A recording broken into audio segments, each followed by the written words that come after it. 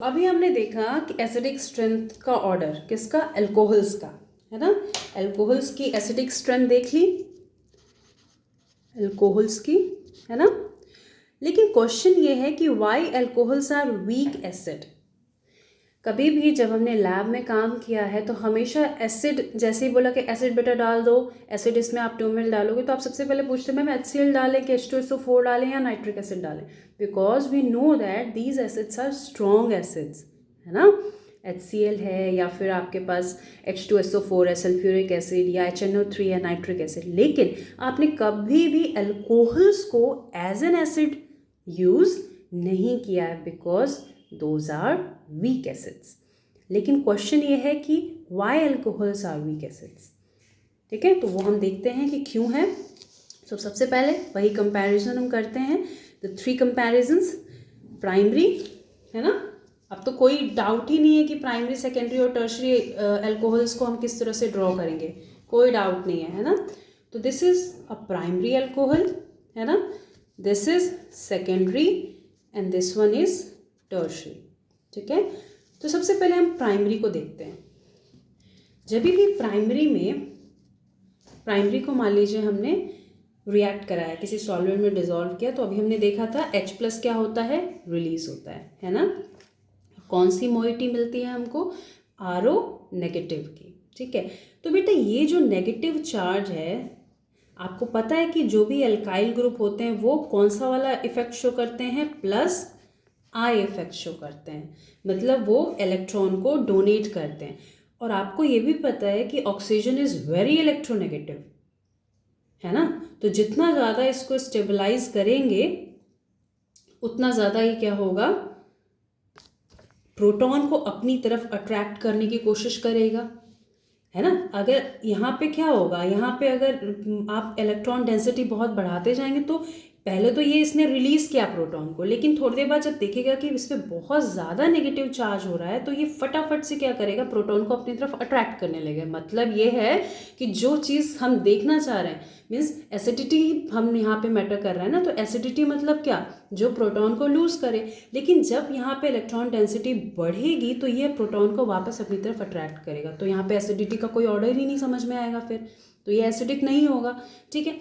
अच्छा, अब अगर हम यहीं पे इसकी बात करें, अगेन यू आर सीइंग यहाँ पर 2 ऐसे ग्रुप्स हैं जो कि इसकी नेगेटिविटी को बढ़ा रहे हैं, तो ये क्या करेगा, प्रोटॉन को अपनी तरफ अट्रैक्ट करेगा। और अगर हम टर्शरी की बात करेंगे तो as well you know here 3 groups which are showing what, plus I effect, तो यहाँ पर ये टेंडेंसी और ज़्यादा इंक्रीज हो जाएगी। तो ये उस ट्रिपल पावर से प्रोटॉन को अपनी तरफ अट्रैक्ट करेगा, ये डबल पावर से, ये सिंगल पावर से। अब आप बता सकते हैं कि पहले तो ये आप बता सकते हो कि इनमें ऑर्डर क्या रहेगा एसिडिटी का, again it's very clear. And the second thing कि क्यों वीक एसिड है, बिकॉज यहाँ पे एक ऐसा ग्रुप है जो प्रोटॉन को निकलने नहीं देता है, ठीक है, उसको रोकता है निकलने से, that's why it's a weak acid. Acid तो है but it's a weak acid, ठीक है। तो यहाँ तक क्लियर है क्यों है। अब अगर हम एल्कोहल का कंपैरिजन करें वाटर के साथ, compare acidity of alcohol with water, नीचे क्वेश्चन है ना बेटा, एक क्वेश्चन और है, कंपेयर करना है आपको क्या, एसिडिटी ऑर्डर एल्कोहल का वाटर के साथ करना है, ठीक है। तो यहाँ मैंने लिख दिया है, ऑर्डर अब आपको बताना है, ठीक है। अच्छा, ये ऊपर वाला टॉपिक क्लियर है सबको। यहाँ पे हमने क्या बताया है आपको, ये बताया है कि क्यों अल्कोहल्स होते हैं वीक एसिड्स। क्यों वीक एसिड्स होते हैं, बिकॉज अल्कोहल क्या होता है, अल्कोहल होता है ROH, ठीक है। कोई भी OH मॉलिक्यूल के साथ एक R ग्रुप तो जुड़ा ही जुड़ा होगा, तो ये R जो होता है ना, ये क्या होता है, प्लस आई इफेक्ट शो करता है, ठीक है। अब प्लस आई इफेक्ट की वजह से जो O पे नेगेटिव चार्ज है वो डिस्टेबलाइज होता है, वो चाहता है कि अपने आप को स्टेबल कर ले। ऑक्सीजन इलेक्ट्रोनेगेटिव है बट फिर भी कोई भी चीज़ अपने आप को न्यूट्रल स्टेट में रखना चाहती है, कोई नहीं चाहता कि हर समय वो चार्ज अप रहे, है ना। एक neutral state is a balance state. तो ये प्रोटॉन को कहेगा कि भाई निकल ही क्यों रहे हो, तुम आ जाओ मेरे पास वापस, है ना। तो ये अट्रैक्ट करेगा। वैसे ही जब आप आर ग्रुप बढ़ाते जाएंगे तो ए एक फोर्स के साथ ले रहा था, तो ये डबल, ये ट्रिपल, ठीक है, टेंडेंसी बढ़ रही है।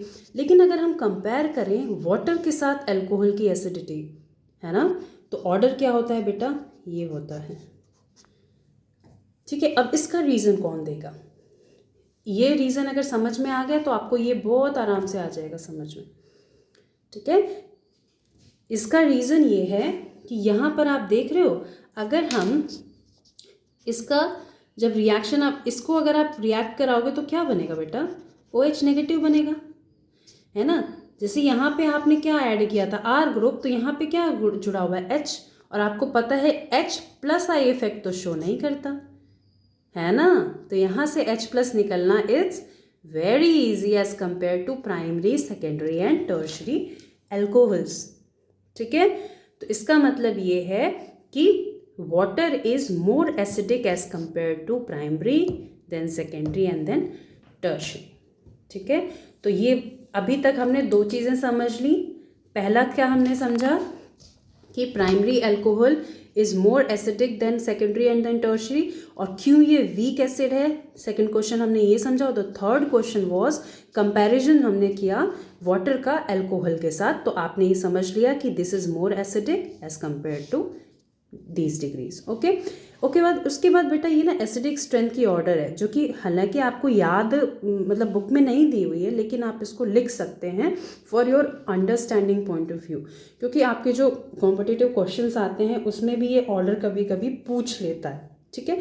तो वाटर तो पता चल गया आपको कि water is more acidic as compare to alcohol, लेकिन बाद में ये भी आप लिख लीजिए कि अमीन जो होता है, अमीन जनरली आप किस में यूज़ करते हैं, ammonia sorry, as a base use करते हैं, है ना। हाइड्रोजन अगेन प्रोटॉन निकल तो सकता है, लेकिन निकलेगा नहीं, बिकॉज जो बनेगा प्रोडक्ट वो फिर स्टेबलाइज नहीं हो पाएगा। और ये जो नीचे मैंने लिखा है इसके कोरिस्पॉन्डिंग मैंने बेसिस लिखे, तो ये आप नोट डाउन कर सकते हैं, ठीक है। नोट डाउन कर लीजिए इसको,